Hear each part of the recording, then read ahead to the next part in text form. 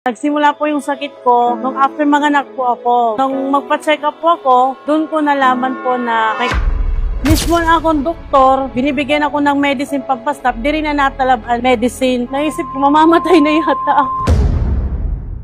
Ako po si Marife Bihag po, 49 years old at cancer survivor po ako ng endometriosis. Nanganak po ko 2003. After nun, yung menstruation ko po hindi na po normal. Madalas po pabalik-balik, malakas po. Then pinabayaan ko lang po hanggang dumating po yung time na parang hindi na siya madadala sa medicine. After that, 2023 po, na-diagnostic po ako na may cancer po ako sa ovary ko. May bukol po at yun po, naging hadlang po yun kasi hindi po maayos po yung baho ko. Parang wala ng pag-asa kay mismo na akong doktor, binibigyan ako ng medicine pampastop, di rin na natalab-an medicine. Naisip ko, mamamatay na yata ako. Kaya siyempre, nagbe-bleeding ako. Hindi ka makapagtrabaho, tapos limitado kilos mo. Napakahirap ba? Kaya yung anak ko di pa tapos, di pa graduate. Gusto ko pa makita ang anak makagraduate, makapagtrabaho. So, yun, akala kong katapusan na kinabuhi. Kaya biro mo, nagbe-bleeding ako. Until saringan akong doktor, kailangan talaga ako operahan. Tanggalo na akong matris. Nag-search ako, ano pang magandang